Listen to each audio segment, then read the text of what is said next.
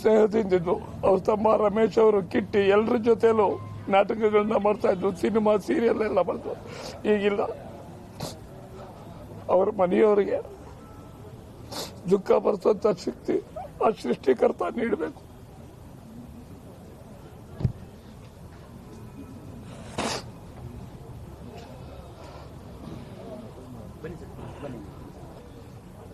ಉಮೇಶ್ ಅಣ್ಣವ್ರ ಬಗ್ಗೆ ಏನು ಹೇಳಬೇಕು ಗೊತ್ತಾಗ್ತಾ ಇಲ್ಲ. ಯಾಕಂದರೆ ನಮ್ಗಿಂತಲೂ ಹಿರಿಯ ಜೀವ, ನಮ್ಗಿಂತ ದೊಡ್ಡವರು, ನಮ್ಗಿಂತಲೂ ಮುಂಚೆ ರಂಗಭೂಮಿಗೆ ಬಂದವರು, ನಮ್ಗಿಂತಲೂ ಮುಂಚೆ ಸಿನಿಮಾಗೆ ಬಂದವರು, ಚಿಕ್ಕ ವಯಸ್ಸಲ್ಲೇ ರಾಷ್ಟ್ರ ಪ್ರಶಸ್ತಿ ತಗೊಂಡವರು. ಒಂದು 15 ದಿವಸದ ಹಿಂದೆ ಕಿದ್ವಾಯಿಗೆ ಹೋಗಿ ಜಗ್ಗೇಶ್ ಸರ್ ಬಂದು ನಾನು ಹೋಗಿ ಮಾತಾಡ್ಕೊಂಡು ಅರ್ಥ ಇತ್ತು, ಆಧ್ಯಾತ್ಮಿಕ ಇತ್ತು ಅವರಿಗೆ, ಜೀವನ ಇಷ್ಟೇ ಅನ್ನೋದು ಅವರಿಗೆ ಗೊತ್ತಿತ್ತು. ಆಮೇಲೆ ಒಳ್ಳೆ ಕಲಾವಿದರು, ಒಳ್ಳೆ ಪ್ರೀತಿ ಮನುಷ್ಯ, ಒಳ್ಳೆ ಸಂಗೀತಗಾರರು, ಜೀವನವನ್ನು ಅರ್ಥ ಮಾಡ್ಕೊಂಡವರು. ಹಾಗಾಗಿ ಇವತ್ತು ನಮ್ಮೆಲ್ಲರೂ ಬಿಟ್ಟು ಹೋಗಿದ್ದಾರೆ. ಸುಮಾರು ವರ್ಷದಿಂದ ಮತ್ತು ಒಂದು ಸ್ವಲ್ಪ ದಿವಸದ ಹಿಂದೆ ನಮ್ಮ ಬ್ಯಾಂಕ್ ಜನಾರ್ದನ್ ಅವರು ಆದರು. ಹೀಗಾಗಿ ಏನು ಮಾಡೋಕ್ಕಾಗಲ್ಲ. ಯಾಕಂದರೆ ಅನ್ನ ಋಣ ಮುಗಿದ ಮೇಲೆ ಇಲ್ಲಿ ಯಾರೂ ಭೂಮಿ ಮೇಲೆ ಇರೋಕ್ಕೆ ಸಾಧ್ಯ ಇಲ್ಲ. ನಮ್ಮೂರಲ್ಲಿ ಒಂದು ನಾಟಕದಲ್ಲಿ ಉಮೇಶ್ ಅಣ್ಣವರು ಎಲ್ಲ ಹಾಸ್ಯ ಕಲಾವಿದರನ್ನ ಸೇರಿಸಿ ಒಂದು ಧಾರಾವಾಹಿನ ಮಾಡಿದರು. ಭಾಳ ಚೆನ್ನಾಗಿ ಎಲ್ಲರೂ ಚೆನ್ನಾಗಿ ಬಳಸ್ಕೊಂಡಿದ್ರು. ಅದರ ಒಂದು ಮಾತು ಹೇಳಿದರು ಅವರು, ಅನ್ನದ ಋಣ ಭೂಮಿ ಋಣ ಮುಗಿದ ಮೇಲೆ ಜವರಾಯ ಯಾರನ್ನೂ ಬಿಡಲ್ಲ ಅಂತೇಳಿ.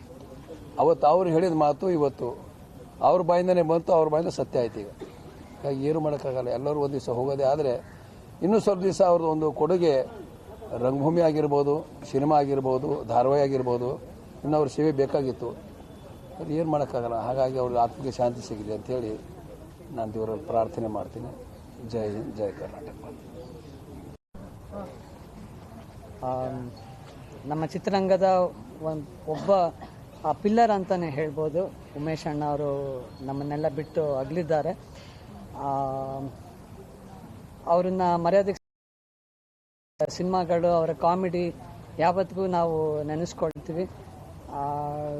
ವಿಶೇಷ ಅಂದರೆ ನನ್ನ ಮೊದಲನೇ ಸಿನಿಮಾ ನಿಂಬಿಯ ಬನಾದ ಮ್ಯಾಗದಲ್ಲಿ ಕೂಡ ಅವ್ರ ಜೊತೆ ನಟನೆ ಮಾಡೋ ಒಂದು ಅವಕಾಶ ನನಗೆ ಸಿಕ್ತು. ಅದನ್ನು ನಾನು ಯಾವತ್ತೂ ಮರೆಯೋಕ್ಕಾಗಲ್ಲ. ಎಷ್ಟೋ ವರ್ಷ ಆದಮೇಲೆ ಅವರನ್ನು ಭೇಟಿ ಮಾಡಿದ್ರು ನನ್ನ ಅವರು ಕೂಗಿ ಗುರ್ತಿಡ್ದು ಮಾತಾಡ್ಸಿದ್ರು ನನಗೆ ನಂಬಕ್ಕೆ ಆಗಲಿಲ್ಲ. ಅದನ್ನೆಲ್ಲ ನಾನು ಯಾವತ್ತೂ ಮರೆಯಲ್ಲ. ಆ ದೇವರು ಅವ್ರ ಮನೆಯವ್ರಿಗೆ ಈ ದುಃಖನ ಒಂದು ತಡ್ಕೊಳ್ಳೋ ಶಕ್ತಿ ಕೊಡಲಿ ಅಂತ ನಾನು ಕೇಳ್ಕೊಳ್ತೀನಿ. ನಮಸ್ಕಾರ.